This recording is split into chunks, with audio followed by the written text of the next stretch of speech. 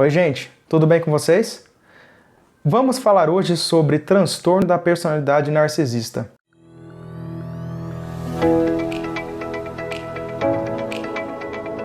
Você já ouviu falar sobre isso? Tá na moda na internet falar sobre transtorno narcisista. Bom, gente, o que será que significa transtorno da personalidade narcisista? Esse termo vai surgir apenas como diagnóstico oficial no DSM-3, que é o Manual Diagnóstico e Estatístico dos Transtornos Mentais da Psiquiatria, em 1980. E como é que será que faz para dar esse diagnóstico? Como é que ele é feito? No DSM-5, esse diagnóstico ele é feito através de uma lista de sintomas e de comportamentos que esse indivíduo vai ter e que, se encaixar nesses critérios, pode-se fechar esse diagnóstico de transtorno da personalidade narcisista. E como que é a pessoa que tem o transtorno narcisista? Ela tem um senso de autoimportância muito inflado.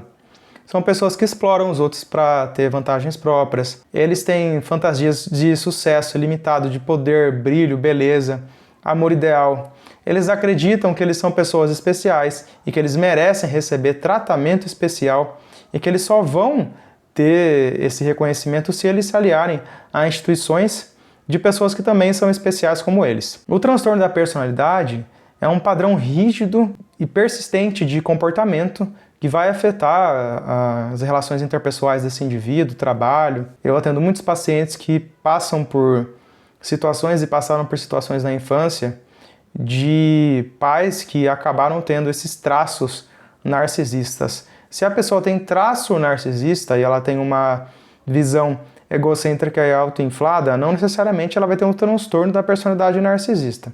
Mas ela pode ter traços que são mais prevalentes. Essa questão de egoísmo é algo que o ser humano tem mesmo, né?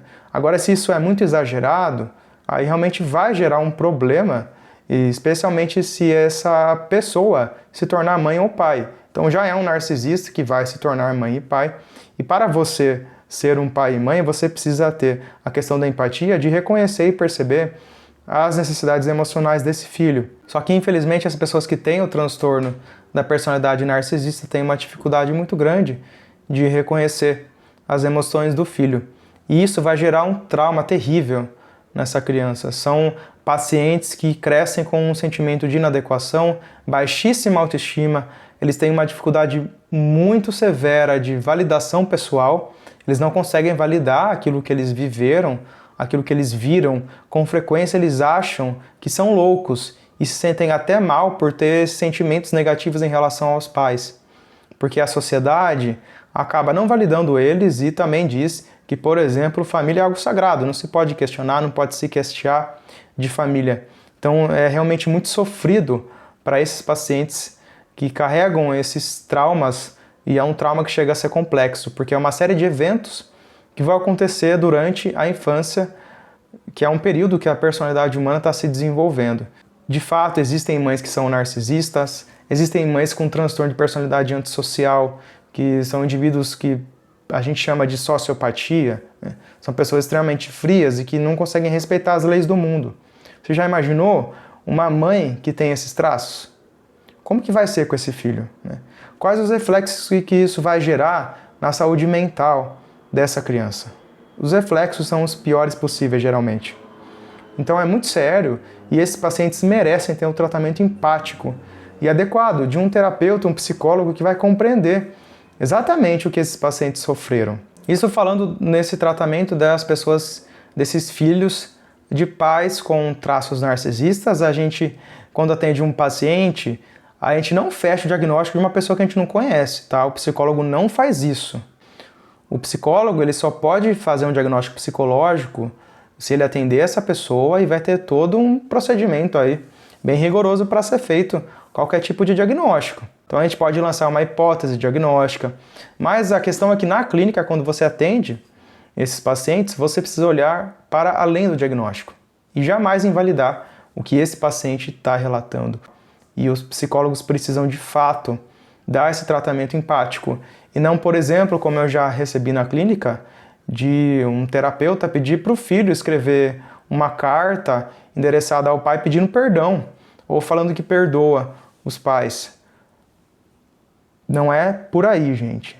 O perdão, nesse sentido, os filhos vão dar esse perdão se eles quiserem, mas primeiro eles precisam processar todas as emoções traumáticas que eles tiveram nesses anos que eles foram abusados, violentados. Isso é muito sério, você não olha para uma pessoa e fala para ela, invalida o sentimento dela, falando isso tudo que você está falando é frescura, não faça isso, são seus pais, você precisa perdoar eles porque eles são seus pais. Quando na verdade a gente sabe que existem muitas situações de violência psicológica e física que acontecem com as crianças.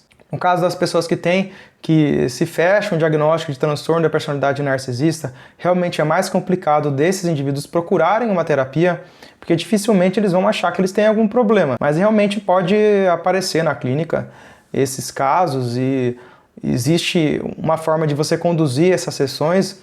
O psicólogo também vai precisar entender que esse paciente é necessário que ele comece a falar das suas vulnerabilidades, das suas fraquezas, porque o narcisista não suporta ser vulnerável. Então a terapia vai ser encaminhada para esse sentido, mas geralmente o narcisista ele vai procurar a terapia quando ele passa por um colapso na vida dele. E o narcisista, na verdade, gente, ele vai ter um amor por uma imagem, uma máscara que ele veste. Isso pode ser de uma forma aberta, né? Uma pessoa que, por exemplo, é muito egocêntrica e não tem medo de esconder isso. Ou de uma forma oculta, que provavelmente as outras pessoas não vão conseguir perceber. Mas essa forma oculta, por exemplo, esse indivíduo vai se ofender muito facilmente com crítica, ele vai se vitimizar muito. Então tem esses dois tipos de narcisismo, tanto aberto quanto vulnerável. Ele provavelmente passou por traumas na infância dele, que fizeram ele criar essa máscara e essa casca para lidar com aquelas situações de negligência que ele passou lá atrás.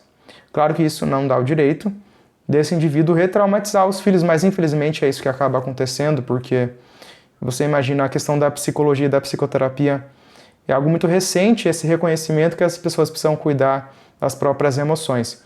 Então as gerações passadas não cuidaram desse trauma transgeracional, que é um trauma que vai passando de uma geração para outra. Então eu vejo que hoje em dia as pessoas estão com uma responsabilização muito maior de cuidar dos próprios traumas.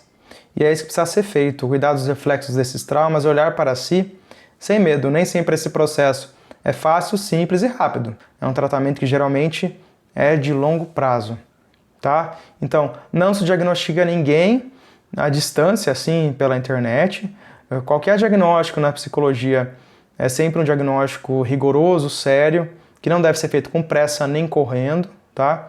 Se um paciente, um filho de pais possivelmente narcisistas, traz esse dado para a terapia, o psicólogo não deve em momento algum invalidar isso, conversar sobre isso, discutir, abordar essa questão de uma forma que seja leve, tranquila, para que o paciente também ele não vai ficar se vitimizando, mas ele vai entender que talvez os sintomas que ele tem hoje foi um resultado de todas essas situações traumáticas que ele viveu na infância dele. E tendo essa compreensão, ele vai ter mais poder de decisão da vida dele hoje.